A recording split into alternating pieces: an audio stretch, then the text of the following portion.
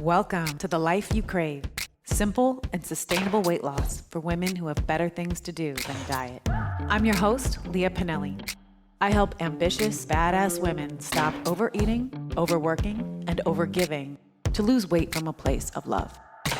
I'll help you simplify weight loss, end your overwhelm, and create the life you crave.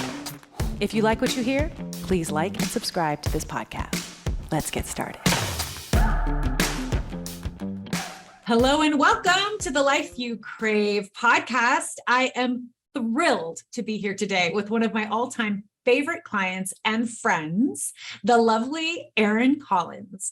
Erin is a Kentucky native, now proud California resident, who keeps equal space in her life for bourbon and red wine. She's a software engineer in Silicon Valley and has been married for 8 years to her very supportive husband, Scott. She's also the mother to one of my favorite little people on the planet, Sage, and who is one very entertaining first grader who Erin hopes to inspire to live her life to the fullest. I love that. I have chills just reading that. Welcome to the show, Erin. Thank you. Erin, anything you want to add to that bio? Tell us a little bit about yourself. Yeah, no, like I said, I've lived in Silicon Valley, I don't know, 10, 15 years now. I lived in Alabama for several years, and it's been a crazy life, crazy journey to get to where I am. Definitely not a straight arrow to get here. Yeah. What brought you to California? Work. Yeah. Work. You know, it's always work. Yes. Okay. So tell us a little bit about that. Tell us your before story, Erin. What was your life like before I met you, before we started coaching together? What had you been struggling with? Yeah. So I think I reached out to you through a friend, beginning of the pandemic, probably close to the beginning of the pandemic. And I was completely overwhelmed. I'd started a new job at the beginning of, like March of 2020, April of 2020. And I was just working from home, all of the things, being the full-time, breadwinner, mother, kid getting ready to, transition from preschool to kindergarten, and, doing all of the things, all of the grocery shopping, laundry, housework, full-time job, over 40 hours in Silicon Valley, always. I was completely overwhelmed. Pandemic, 20 pounds. I was just not in a good space. And I remember the first time I reached out to you and talked to you, and you're like, well, what do you need help with? What do you think you need help with? And I was like, it's mindset. I'm not in a good place. I'm not thinking about things the right way. And I don't know what I need to do to change my thought process right now. And that's where you were like, oh, yes, I can help you with that. Yeah, because those are my buzzwords. I'm like, this woman knows it's her mindset. Like, who is she? So how did you know it was mindset? Because a lot of people don't realize they're suspicious that it has something to do with the way that they're thinking, but like they don't know it's mindset the way that you knew it was your mindset. What did you know? I honestly, I think it's just because I have taken a very indirect path in life. So every time I take a direction, it's okay, what do I want? What is the goal that I want? What do I want to achieve? How do I get there?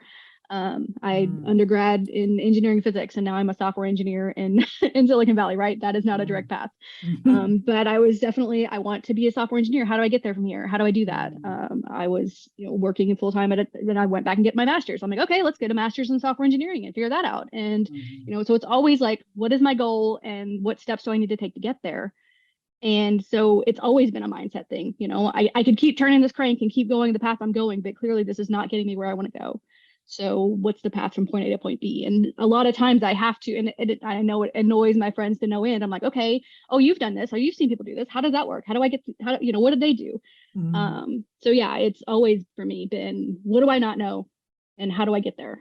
Am I just not thinking about it the right way? Have I not found the right thing, the right, guidance? What is it? There's always a path. That's fascinating because that's how we often think about it in terms of like, okay, I want to lose weight. That's where I'm trying to go. So like, where's the diet that tells me how to do it? So how did you know it wasn't another diet that you needed? Oh, goodness. The long list of diets that I've been on, that I've tried, which is fascinating to me because I've learned so much. And I even think even now, where I am sitting now, as a former client of yours, I sitting here now thinking back to all the diets I was on, I'm like, oh, here I learned I should eat more vegetables. Here I learned I should eat more protein. Here I learned, blah, blah, blah. And the things that I liked and didn't like about each one, like kind of led me into the next thing, right? Whether I was doing keto or Weight Watchers or whatever, but nothing ever was sustainable. That was the hardest part. I Yes. was like, I can give up carbs for a little while. I can't give up carbs. I like bread. I like pasta. Yeah. It's pretty good stuff. Yeah. Yeah. And like honestly, the most fascinating thing working with you, I think, and I'd never even, it's really funny, the hangups that you have in your brain that you don't even know you have. I totally had this, and I couldn't tell you when we first started working together that it was diet culture that had told me about, oh, don't eat that. That's bad. But it's just a thing that was in my brain that just, oh, well, I can't eat any of that stuff. I can't eat full fat cheese. I can't eat, full Yes. fat Greek yogurt. The funniest one was berries. In my brain, like strawberries, blueberries, all of this stuff, I thought it was a special food, a special occasion food. Can't have those every day. So Wow. I would get them, and then I'd be like, oh, I have to save this. And of course, 3-4 days, they mold and you have to throw them away Right, anyway, right, right? right. Why did I buy that? So it's hilarious just that when you actually take the time to look at your brain and like, okay, cool, this is what you think. Why do you think that? Is there a valid Yes. reason? Does it have to be that? And that turns out is applicable to so many other things in life too, not just food. Yes. Well, so that's interesting because when you were describing that, I realized, oh, it's because you're somebody who's like, I want this result. Tell me how to get it. And then you had followed all of the diets that told you how to get it, but the result wasn't sustainable. So that sounds like that's what led you to believe then, well, then it has to be something else, right? Like it has to be Yeah. something mental. That is Yeah. so fascinating. What, what you had already said that, you had found me through a friend. Was there anything Mhm. that you were worried about when we got started together? Anything that you thought, well, maybe this won't work for me or anything like that? Well, the biggest thing that I really wanted, like I said, was sustainability. Yeah. I don't like I said, I can give up carbs for a little while, but I'm not doing that long term. That is not my Right. life. That is not the Right. life I want to live. Right. Or red So wine and how bourbon. Come on. absolutely, right? All in moderation, right? All good Right. things in Right. moderation. Right. But yeah, no, I definitely had fears about, I didn't want to be set up with this great diet that worked and did amazing things for my body, but then I was like mentally miserable and sad that I had to give up this whole part of my life. Yes. Yes. Absolutely. Absolutely.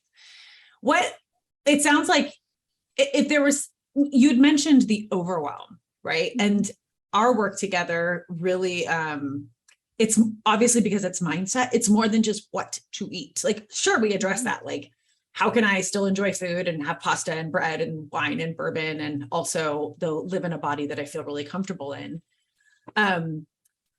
But was there anything that came up in our work together that surprised you in terms of how it linked back to these other pieces of your life, the pieces that felt overwhelming or stressful? Were there connections there for you?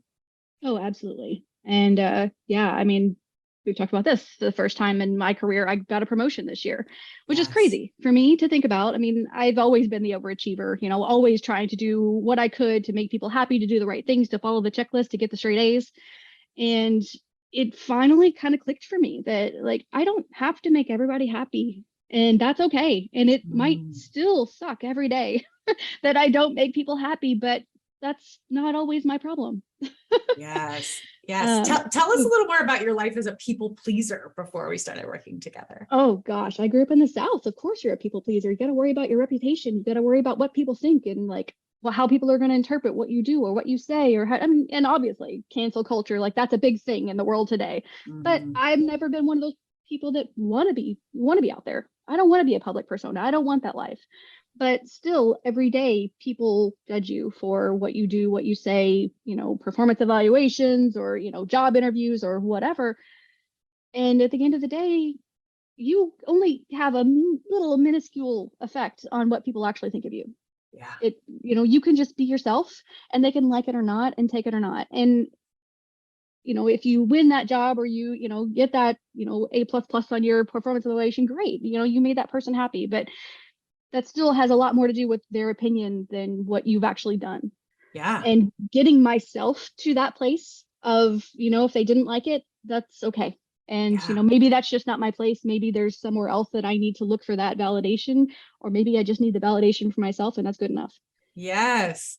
Well, and what I was so struck by was the irony that you made, significant growth in that area of really recovering from people pleasing, right? You did so much work around that, and you did come out on the other side, and then you got a promotion, right? Which is so funny because it would seem like the opposite, right? It's like, oh, she stopped people pleasing and she stopped getting promoted. It was like, well, actually, no, the opposite is true, right? Where it was like, and it wasn't like, by the way, like, just to be clear, it's not like you stopped people pleasing and you became an asshole like that.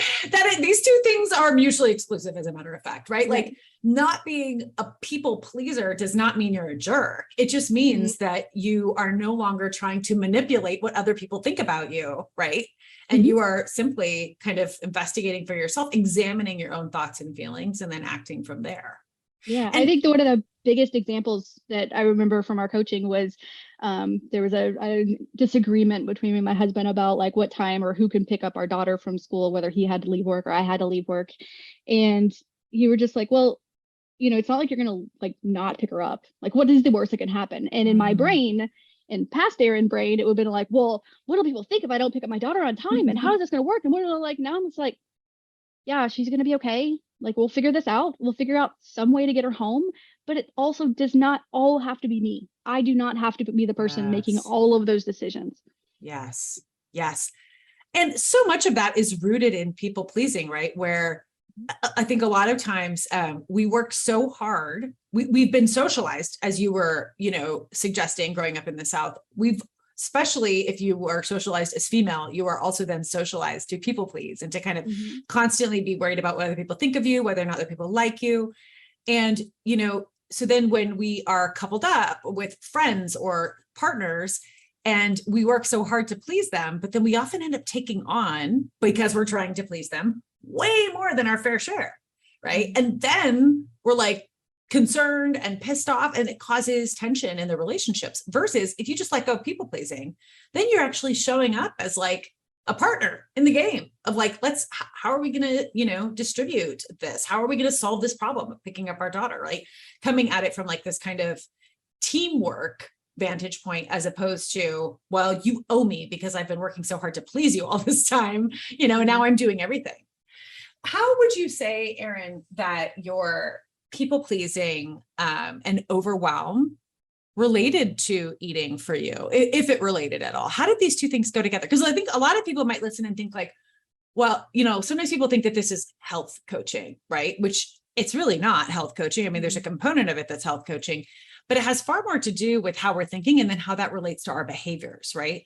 So did you see connections between food and your feelings of overwhelm or stress or frustration? Oh, definitely. And again, being raised in the South, we love our food, right?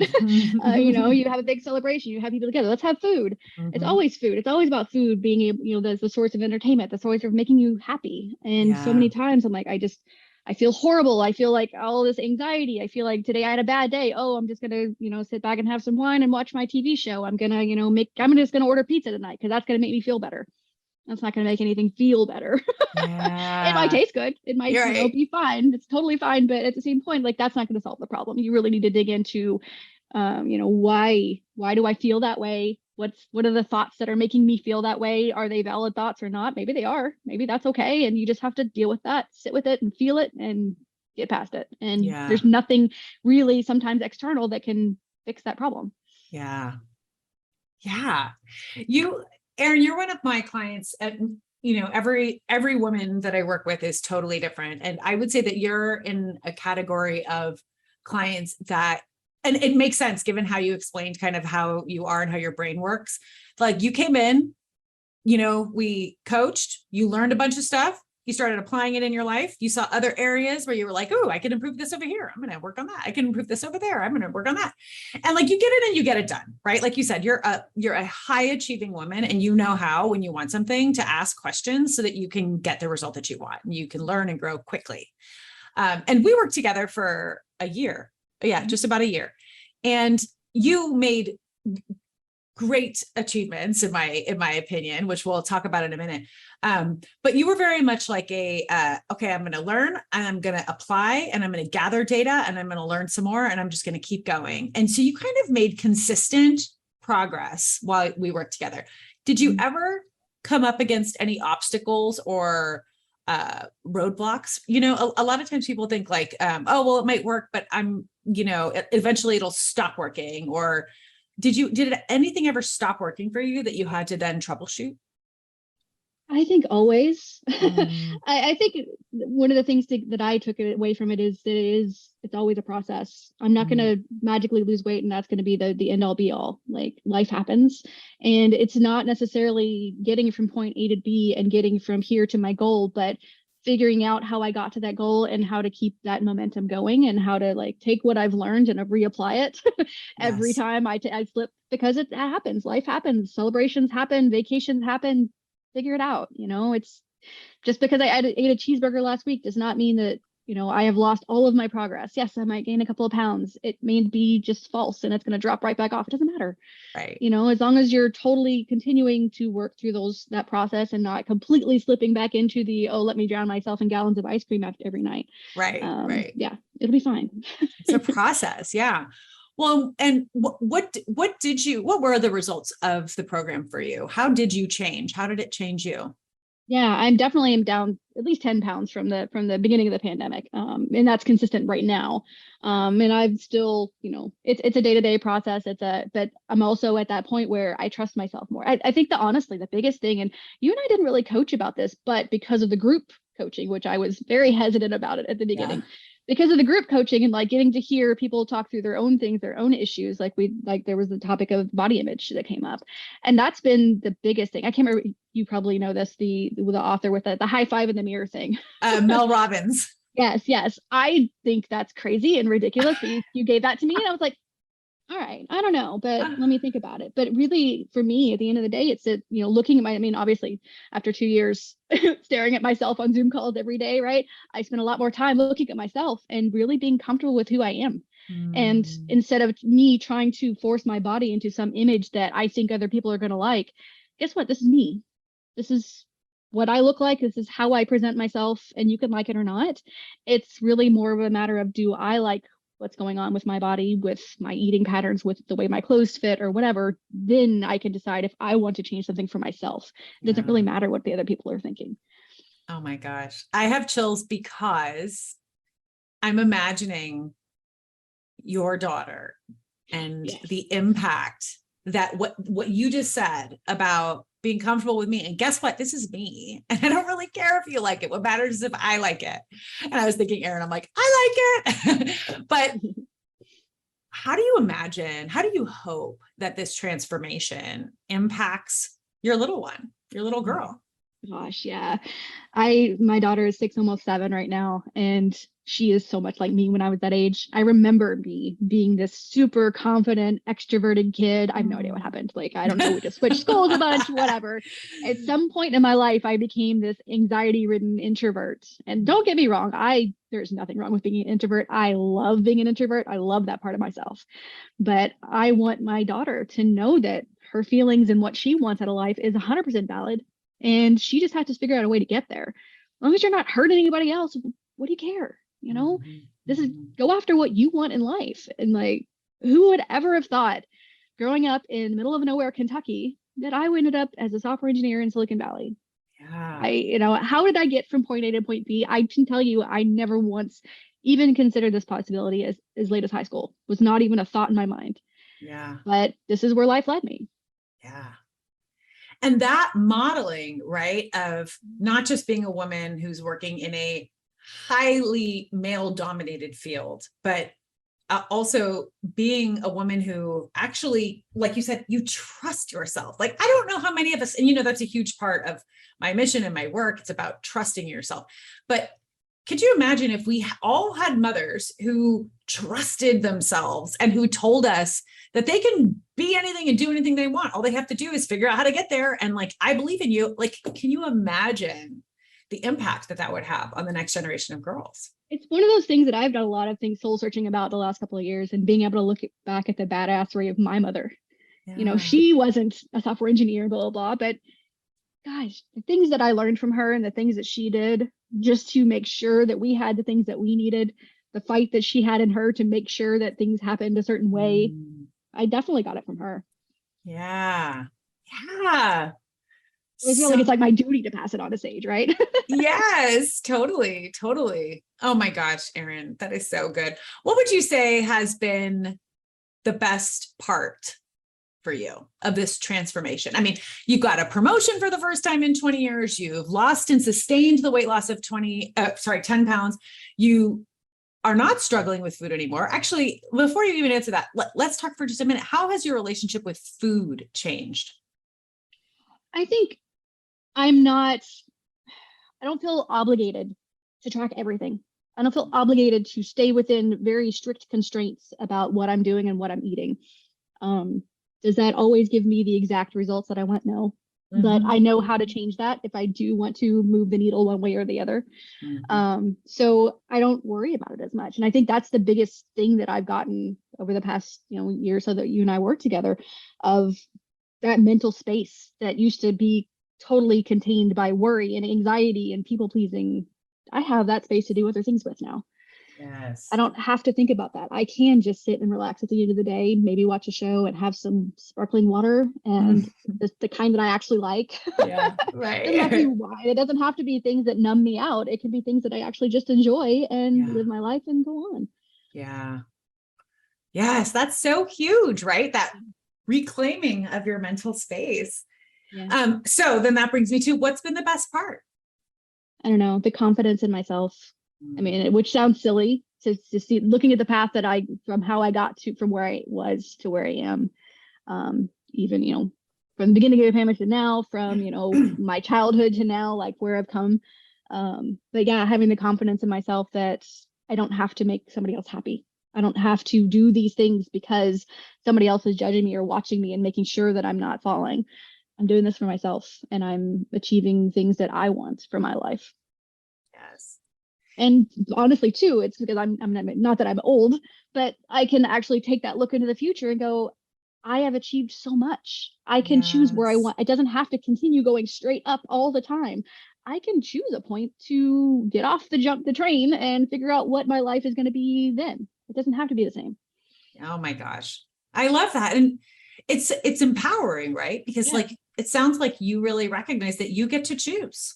Yeah. Like you just get to choose, and you're so capable and you're so competent, and you don't believe that because I'm sitting here telling you, you believe it because you believe it. Like, but I was never one of these I know you tell amazing stories about, your rebellious years. They're probably still going on, right?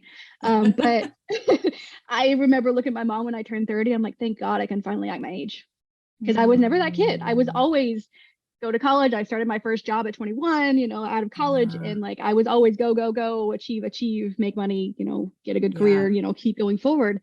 And now at, mid 40, I am like, I don't have to keep pushing and pushing and pushing. Sometimes it's okay to just enjoy. Yes. Yes. Oh my gosh, Erin, that is such a gift. So, so good. And I'm just so happy. I'm like, this is my mission, right? More women in the world who are modeling for girls, not perfection, right? It's not about perfection. It's about, you can be, this is what I'm taking away from you. And this is why you are always going to be one of my favorite people. Because I'm taking away from you that, first of all, I always think of you when I think of badassery. I'm like, Erin Collins.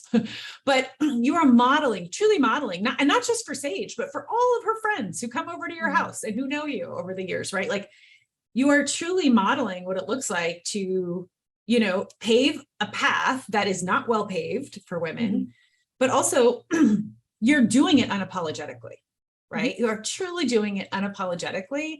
And you're not counting calories, and you're not counting points, and you're enjoying the skin that you're in, and the way to how to move the needle if you want to. And that's the empowering piece, right? So much of, I think, our anguish and our agony before we do this work is because we can't seem to crack the code to figure it out. And it's like, you've got the code now. And it doesn't mean that every single day you're like weighing exactly this amount and eating exactly these foods and acting exactly this way at work, right? It's like, you recognize that this is part of a beautiful, messy life, and it all kind of goes together, and you can just relax and enjoy it and watch a TV show, hop on the train, hop off the train, but it's on your terms. Nobody else has it anymore figured out either. That's right. That's right. I'm like, why do we have that assumption that, oh, this person has everything figured out? I should know what I'm doing because look at them. They don't know what they're Yes. doing either. I mean, they may have a plan and a goal and they're going towards it. And that's how life Yes. works. It's okay. Yes. Yes. And the more attached we are oftentimes to thinking that we need to have it figured out or having it figured out, the more miserable we often become, right? Because we lose the ability to see other possibilities that might be coming our way. So Erin, thank you so much. Any last words that you'd like to add before we end the show? No, I mean, I think one of the things that you love about me is that I'm so direct and vocal about my opinions. Sometimes when it matters, you'll know what I think. 100%. And I told you up front, I think that I was very hesitant about the coaching and especially the group coaching and like all those things that like the anxiety that I had, but it was so well worth it. I'm so glad. I'm so glad. And I'm so glad I nudged you into a group because that group loved you and you love that group and they miss you. And it was so good. So good, Erin. Well, thank you for those kind words. And thank you so much for coming on the show. Thank you. You've been listening to The Life You Crave. I lost 30 pounds years ago without dieting, willpower, or deprivation. I'm on a mission to help other women, including you, do the same. You can book a free weight loss strategy session with me over at leahpinelli.com. That's LIAPINELLI.com. See you on our next call or on the next episode. And remember to like, subscribe, and leave a comment on iTunes.